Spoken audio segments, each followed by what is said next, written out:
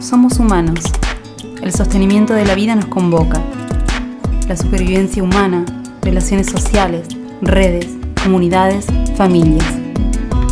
Embarazos, alumbramientos, acompañamiento, apoyo afectivo.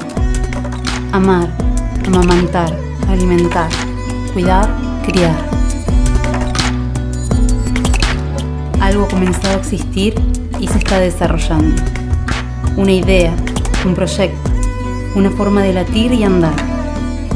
Algo o alguien se encuentra en proceso de formación y crecimiento. Algo se está gestando.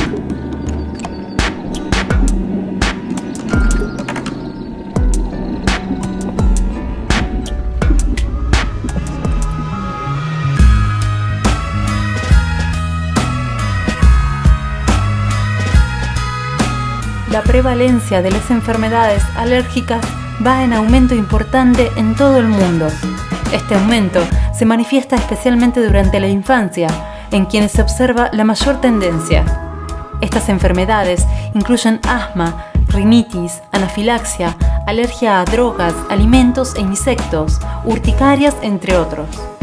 Debido a esta prevalencia, tanto la Organización Mundial de la Salud como la Organización Mundial de Alergias consideran fundamental generar conciencia global en tanto se presentan como uno de los principales problemas de salud pública.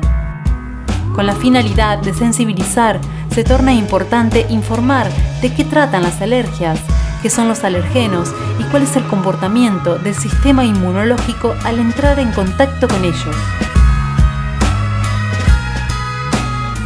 Bueno, básicamente cuando hablamos de alergia hablamos de un tipo de respuesta inmunológica que generalmente se presenta ante agentes internos o externos, pero diferentes o extraños para el organismo o para el sistema inmunológico. No todas las personas tienen la capacidad de generar una respuesta de tipo alérgica o de hipersensibilidad.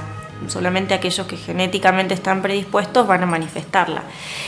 Y la descripción es una respuesta desmedida o una respuesta abrumadora ante algo que el cuerpo no conoce. Podemos hablar de reacciones alérgicas de tipo respiratorio, de tipo alimentario, de tipo medicamentoso, pero ante cualquiera de ellas vamos a ver esto, múltiples síntomas y signos ante algo que no se conoce.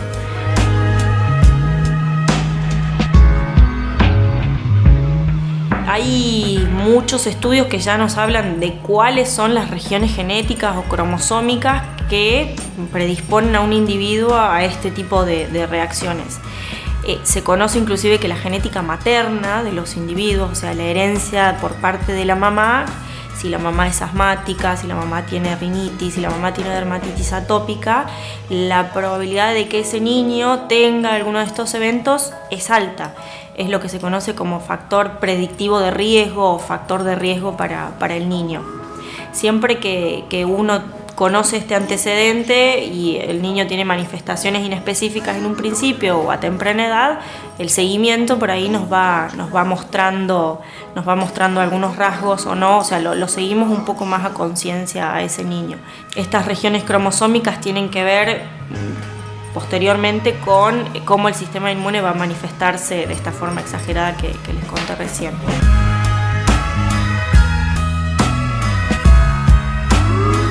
Un alergeno es cualquier sustancia, ¿sí?, que en contacto con el sistema inmunológico desencadena una respuesta alérgica. Hay alergenos que se comportan como aeroalergenos, es decir, se volatilizan, que es todo lo que habitualmente se conocen como alergias respiratorias, ¿sí? Hay alergenos que son alimentarios, es decir, alimentos que incorporados al sistema inmunológico en el aparato intestinal, el aparato digestivo los reconoce como extraños, y hay alergenos que tienen que ver con drogas o sustancias de contacto, que por ahí ese es otro grupo ya también muy grande. Básicamente, cuando el sistema inmunológico los reconoce es a partir de una molécula que se denomina IgE, que es un anticuerpo que en los individuos con alergia por lo general hay más cantidad o en mayor distribución, entonces donde encuentran esa partícula que genera alergia, ese alimento, ese aeroalergeno en la mucosa de la nariz, liberan, ¿sí? Esa IgE se une a ciertas células que se llaman mastocitos y liberan un montón de sustancias, una de las cuales es la histamina, y que por ejemplo en la nariz genera los estornudos, genera la vasodilatación, genera el bloqueo nasal, ¿sí? Genera la picazón, el prurito que se conoce. En el sistema digestivo, por ejemplo, esa IgE va a generar inflamación intestinal, en conjunto con otras células del sistema inmunológico, por supuesto, pero por ejemplo va a generar diarrea con sangre, dolor abdominal, distensión, ¿sí? Para hablar de dos alergias en distintos órganos como son el sistema respiratorio y el sistema digestivo, por ejemplo. Según las estadísticas de la Organización Mundial de la Salud, cientos de millones de sujetos en el mundo transitan algún tipo de afección alérgica, alterando notablemente su calidad de vida y la de su familia. Es preciso destacar que la atención de alergias debe ser llevada a cabo por especialistas, para así alcanzar diagnósticos y tratamientos adecuados, ya que los síntomas físicos difieren de acuerdo a la exposición a alergenos, dependiendo también del tipo de mediador liberado y de dónde actúe el mismo. Es así que se pueden mencionar distintos tipos de afecciones alérgicas.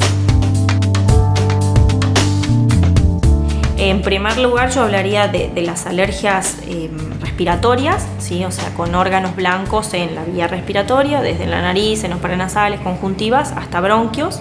Otro tipo de alergias serían las alergias cutáneas, ¿sí? Dentro de ellas la dermatitis atópica, las dermatitis de contacto o las dermatitis alérgicas por sustancias, las urticarias, que tienen un poco de componente de alergias a los aeroalergenos, alergias a los medicamentos, alergias a alimentos, o sea, está un poco en el medio de los grupos, las urticarias, y las alergias a alimentos. Un cuarto gran grupo, y que también no debemos olvidar, son las alergias a los medicamentos. Las alergias a los medicamentos son muy frecuentes, ¿sí? Se conoce mucho de grandes grupos de antibióticos como la amoxicilina, pero hoy en día sabemos que medicamentos que antes eran inocuos, hoy en día están generando reacciones muy severas, dentro de ellos los analgésicos, antiinflamatorios, un ibuprofeno, un diclofenac, que es de uso habitual, de venta libre en la farmacia y que generan reacciones a veces de urticaria, a veces de hinchazón, que se denomina angioedema, brutales, y que bueno, por ahí los médicos no estábamos tan acostumbrados a pensarlas. O sea, cualquier medicamento puede generar cualquier tipo de reacción alérgica en el organismo, aun sea la primera vez que el paciente lo toma, la segunda, la tercera o lo haya tomado muchísimas veces. En alergia conocemos sería la diva de las reacciones alérgicas, que es la anafilaxia. La anafilaxia es una reacción que pone en riesgo la vida del paciente y que se acompaña son síntomas que están en varios órganos, desde hipotensión, los pacientes a veces se desmayan, urticarias, palpitaciones, broncoespasmos, o sea, aparecen reacciones en varios órganos del cuerpo. Y no solo los medicamentos pueden generar este tipo de reacciones, sino también, que es otro grupo que me olvidé de comentar recién, las picaduras de insectos, hormigas, abejas y avispas, encabezando este último gran grupo de posibles alergias. Durante los primeros años de vida y primera infancia, la observancia por parte de padres y o cuidadores resulta fundamental en el afán de prevenir o detectar manifestaciones atópicas. Reacciones excesivas y atípicas ante sustancias o estímulos ambientales, comúnmente inofensivos para la población en general, podrían indicar predisposición a alergias, y su detección permite un diagnóstico temprano, seguimiento cercano y la posibilidad de una mejora en la calidad de vida. La marcha atópica son las manifestaciones tempranas en un niño, ¿sí? Por ejemplo, la dermatitis atópica. La dermatitis atópica o dermatitis alérgica es la primera manifestación en piel de la alergia, y cuando uno ve eso en un niño pequeño, generalmente, eso sumado a los factores de riesgo que hablamos anteriormente, la herencia materna, dónde vive, cómo viven, nos habla de la probabilidad de que ese niño desarrolle otras alergias, por ejemplo, rinitis, conjuntivitis alérgica. aproximadamente el 50% de los niños con dermatitis atópica va a tender a seguir esa marcha atópica y a manifestar otros signos y síntomas de alergia en distintos órganos. Uno con esto lo que quiere es sobre todo la prevención o la detección temprana. Si vemos a un niño con estas características, empezamos a tener ciertas conductas en el hogar y empezamos desde el consultorio a mirarlo un poquito más de cerca. Entonces, ante una tos persistente, por ejemplo, el niño ya tiene 10 años y está con tos persistente, va a jugar a la pelota y tiene tos, va a la escuela y tiene que retirarse porque tiene tos, uno empieza a sospechar que puede ser una hiperreactividad bronquial o un asma variante tos, que se llama, que es otra parte u otra manifestación de alergia, pero ya respiratoria. O sea, lo seguimos en el tiempo para ir viendo qué pasa. Hay un montón de niños, por suerte un 50% que es solo eso, pero hay otros que pueden tener alergias. Y en el seguimiento de las alergias a veces es importante esto de decir, bueno, si aparecen nuevos síntomas, ¿a qué? Si ahora es a algún aeroalergeno, si es, por ejemplo, a un animal doméstico que convive con él, que duerme en la pieza con él, ¿sí? Un montón de conductas que por ahí pueden ser reversibles a temprana edad.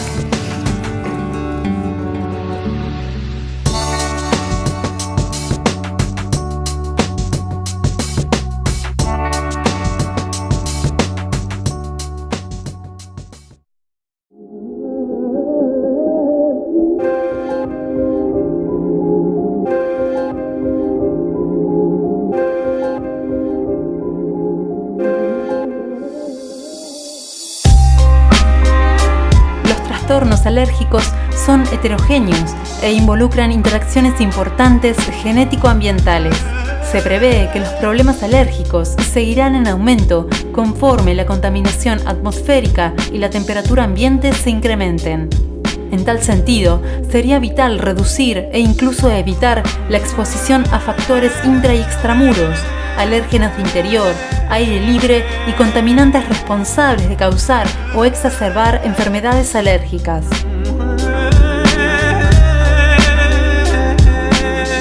Hay muchísimos estudios, actualmente ya tienen 5 o 10 años, que hablan de las partículas de diésel, de todo lo que es hidrocarburos, partículas de combustión en el aire.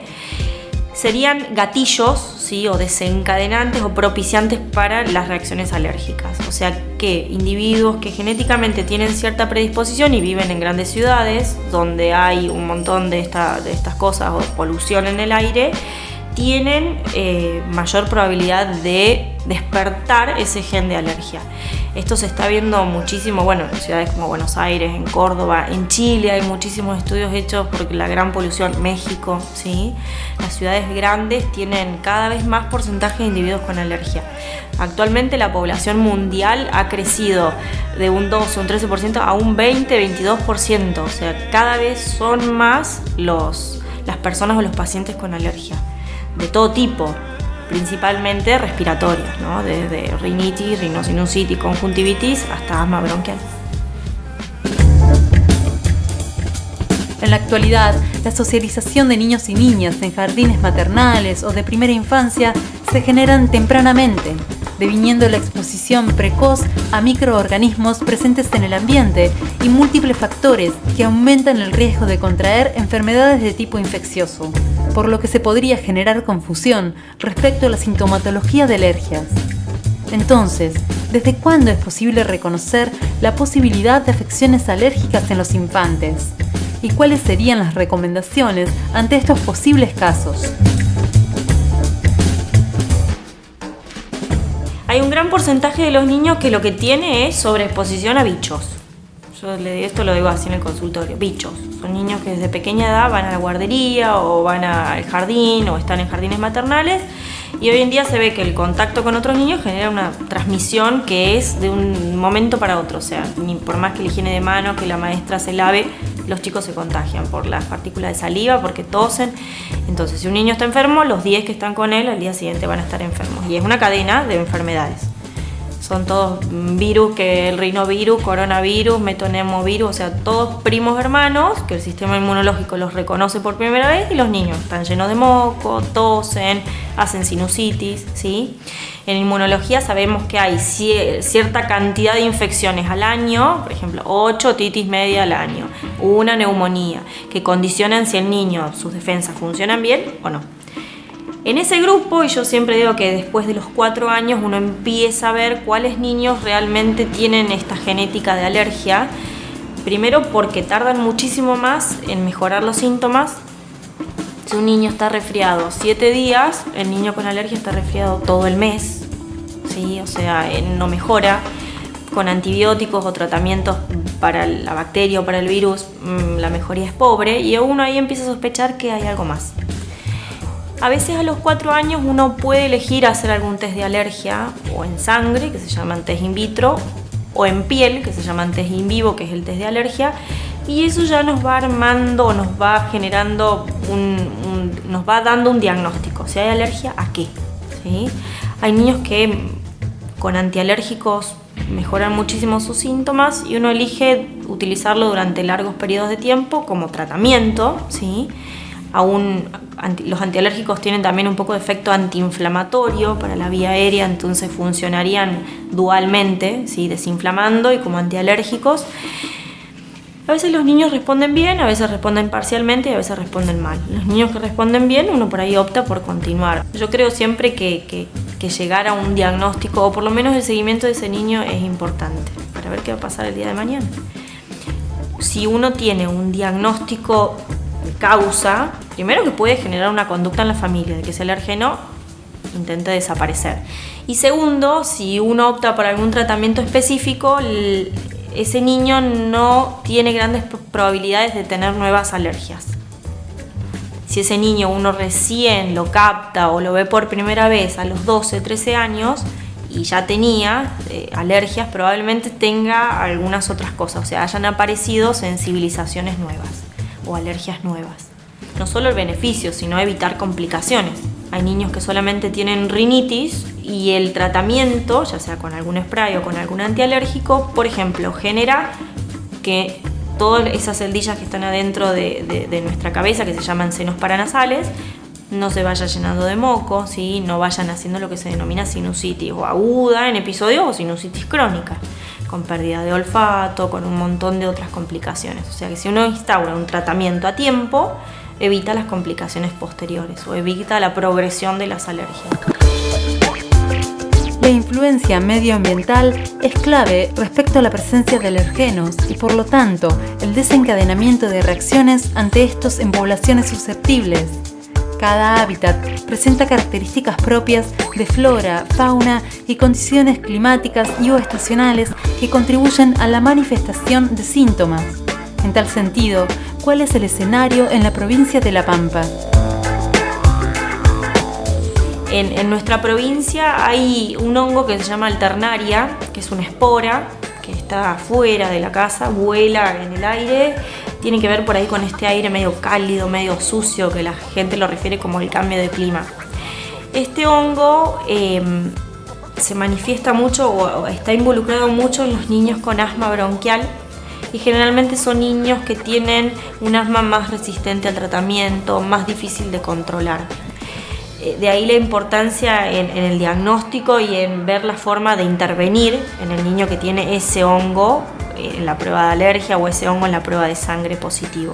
Aparte de ese hongo que a mí me ha llamado mucho la atención, bueno, ahora se lo está viendo también en otras provincias. Antes era más de zonas del norte de nuestro país, ahora hay un poco en todos lados. En la provincia de La Pampa se ven otros 2 alergenos muy importantes. Uno que es el alergeno del fresno. Estos ya que les voy a contar ahora son más estacionales de esta época. El fresno está en casi todas nuestras veredas acá en la ciudad de Santa Rosa, y en los primeros días de septiembre, fines de septiembre, octubre, comienza a polinizar.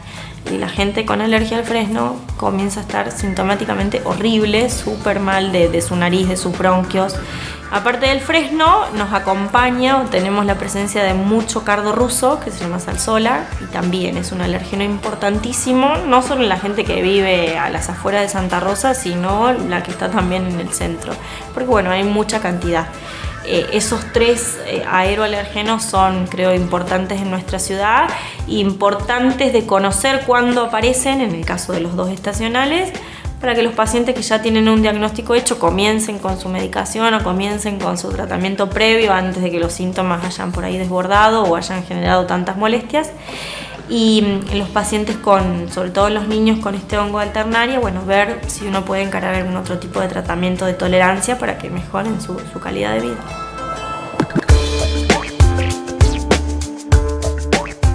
La idea de abordar un tratamiento de alergia específico y llegar a un diagnóstico específico tiene que ver con esto, con los niños, con mejorar su calidad de vida escolar, su calidad de sueño nocturno, su calidad de vida familiar, y en los adultos obviamente también, o sea, que puedan llevar una vida sin restricciones y tener en cuenta cuándo sí utilizar medicamentos, cuándo no.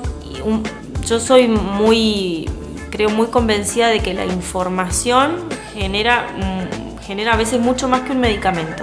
Genera mucho alivio en el caso de las patologías crónicas y que hay desconocimiento de qué está sucediendo. Transmitir que generalmente no hay enfermedades malignas o enfermedades de base que generen complicaciones posteriores, y que son enfermedades crónicas. O sea que hay que ir acompañándolas y ayudándolas desde el conocimiento de qué medicamento voy a tomar, qué efectos adversos puedo tener, qué no me va a pasar nunca si lo tomo 15 años. ¿Sí? Esto de conocer qué pasa con el cuerpo y cómo ir ayudando a que estemos mejor, a que evolucione mejor.